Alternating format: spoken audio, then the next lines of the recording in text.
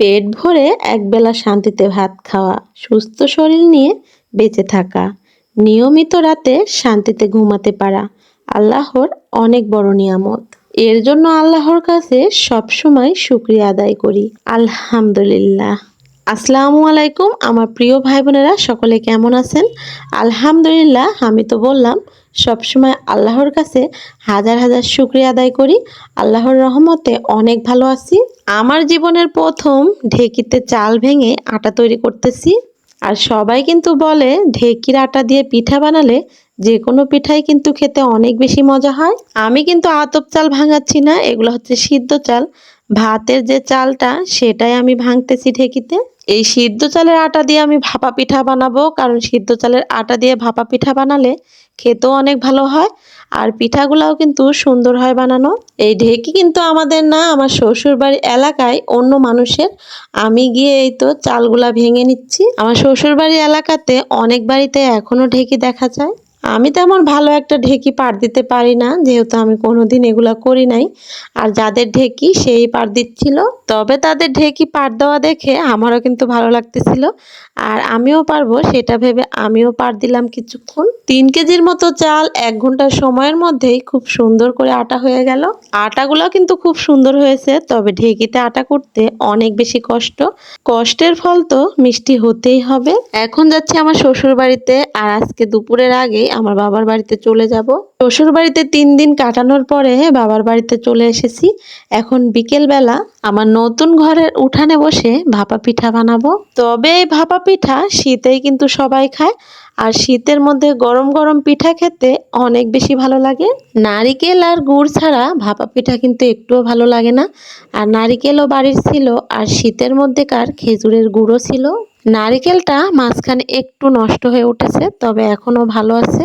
আর এই তো নারিকেলটা ধুয়ে কুড়ে নিচ্ছি। শীতের এই ভাপা পিঠা গরমে কেন বানাচ্ছি তার একটাই মাত্র কারণ, আপনাদের ভাইয়া থাকে দেশের বাইরে। ও যেহেতু 3 মাসের ছুটিতে আসছে, আবারও কিন্তু চলে যাবে। আর মাত্র 1 মাসের ছুটি আছে। এই পিঠাগুলা পরে কিন্তু আপনাদের ভাইয়া অনেক বেশি মিস করবে। আর আমরা যখন পরে বানিয়ে খাবো সবাই, তখন কিন্তু অনেক বেশি মনে পড়বে আপনাদের ভাইয়ার কথা।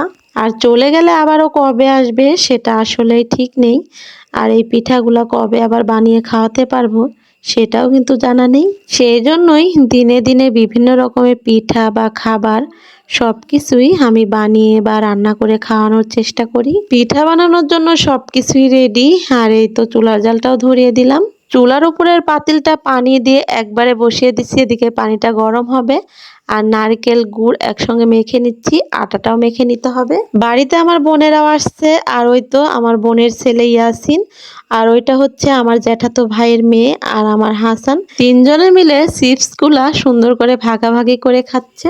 আর এই 3জন কিন্তু 1-2 মাসের ছোট বড়, একই বয়সের 3জনই। 3জন সবসময় একসঙ্গে খেলাধুলা করে। আমি পিঠা বানাবো শুনে সবাই অপেক্ষায় বসে আছে ওরা, যে কখন আমার পিঠা বানানো হবে। ওই পাশে বসেছিল আমার মেয়ে, এদিকে হাসান আর ইয়াসিন চিপস খাচ্ছিল। ওর আপুকে কিন্তু দিয়েই খাচ্ছিল, কারণ ওর আপুকে দুইজনই অনেক বেশি ভালোবাসে। আপনাদের সাথে গল্প করতে করতে এদিকে আটাগুলো আমি লবণ দিয়ে মেখে নিলাম। আর আটাগুলা মাখার জন্য বেশি পরিমাণে পানি লাগলো না, আটাগুলা যেহেতু ভিজাই ছিল। এখন এই এক চুলাতেই 3টা করে পিঠা বানানো হয়ে যাবে। 3টা সারাই আমি আটা দিয়ে ভরে নিচ্ছি, আর আটার মাঝখানে নারিকেল আর গুড়টা দিয়ে আবারও আটা দিয়ে ঢেকে দিচ্ছি।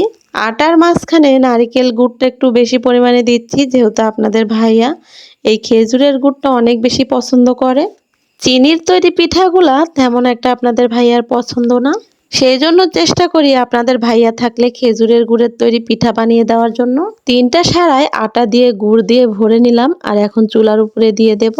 এতক্ষণে পানিটাও অনেক গরম হয়ে গেছে আর ভাপ উঠতেছে। পাতিলের ভেতরে পানি আছে, আর আমি চুলার জালটা যত জোরে জাল দিব তত জোরেই কিন্তু ভাপ উঠবে, আর পিঠাগুলা আরো তাড়াতাড়ি হয়ে যাবে।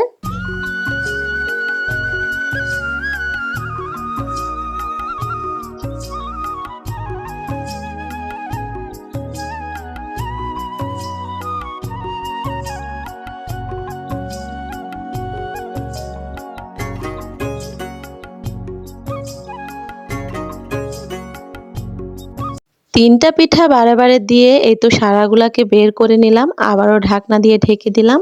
এখন কিছুক্ষণ পরে আবারও ঢাকনা খুলে পিঠাগুলাকে বের করে নামিয়ে নেব।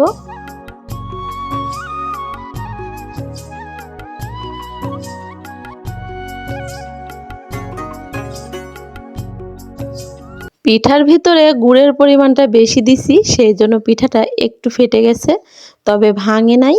আমি সবসময় ভাপা পিঠাগুলা এভাবেই বানাই, আর খেজুরের গুড় আর নারিকেলের ভাপা পিঠা এমনিতেই খেতে অনেক মজা লাগে। একে একে পিঠাগুলা বানাচ্ছি আর আপনাদের ভাইয়াকে বসিয়ে দিছি গরম গরম পিঠা খাওয়ার জন্য।